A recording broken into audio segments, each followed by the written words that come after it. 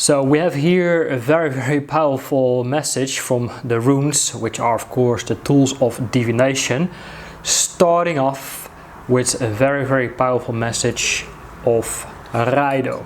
Raidho represents the journey. It's to go on a journey, like literally, like travel, but also could be like part of a spiritual journey as well. And once we do that, we can enter the second rune, which is that of the Uruz. Uruz, of course, represents brute, primal force, Odin. Energy, strength, initiation. So if we go out on the journey, both in the outside worlds, but also on a spiritual journey, we are going to move through a deeper initiation within ourselves to meet our primal force to create. But then the third rune, if we are following these energies, then we are hitting the rune of Ansuz. Ansuz, you know, it's the rune of Odin itself. It is the rune of communication, searching out for communicating our ideas, creativities, insights, inspirations. It is the spoken words, it is the breath that creates from the wind itself. It is the art of communication through writing, poetry. It's to uplift others with inspiration and insights.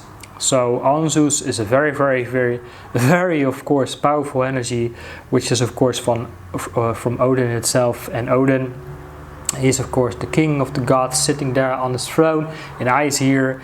He doesn't really meet those who worship him really that easily or quickly. It is those who sacrifice themselves, who go through a process of death and rebirth, who go through the process of transformation and letting a part of themselves die. Is to step away from comfort, convenience, safety, security, and go and venture out in the world to search out for wisdom. But wisdom comes from experiences. Experiences come from when we sacrifice, when we let go of something, when part of our self-concept or identity dies. Sometimes it feels like we don't really know exactly who we are anymore. We lose a part of ourselves in order to find ourselves, to redefine ourselves. Sometimes we don't really feel who we are, what we want, and what we are supposed to be, do, and have anymore in this life. So a lot of confusion goes hand in hand with that as well, and sometimes we can feel like a coldness within ourselves, a numbness within ourselves. We can't connect with our joy, for example. But life is not all about that either, because sometimes we have to go through the process of deep initiation to build the wisdom within ourselves, within our soul.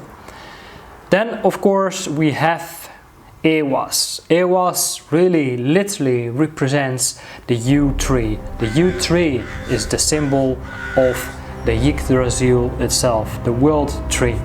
The world tree, the 9 worlds, the 9 realms that we can travel through. And I will be making another much more in-depth video about the meaning of the Yggdrasil as well, because it is not just mythology, it's not just fantasy. For sure, Norse mythology has created lots of wisdom and knowledge on how they perceive the world, but right now we can bring a different kind of interpretation on how that really relates to our modern day life, as we have so much of more knowledge and wisdom also from other different kind of cultures, and lots of them have a lot of meaning that goes together as well.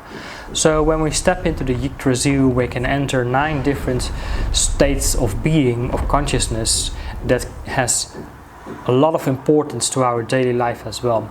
But more about that in my next video. So if you're interested in Norse Germanic mythology, shamanism, paganism, ancestral healing, spiritual developments, the runes, then of course make sure that you subscribe to this channel, as this is also our part of healing our wounds, whether that be the masculine wounds for us as men itself, where we can use these different kind of tools within these kind of practices to really to bring them forward within our own essence as well. So if you're interested, then make sure you subscribe, like, leave a comment, and I see you in one of my next videos as well. Alright, take care for now. Bye bye.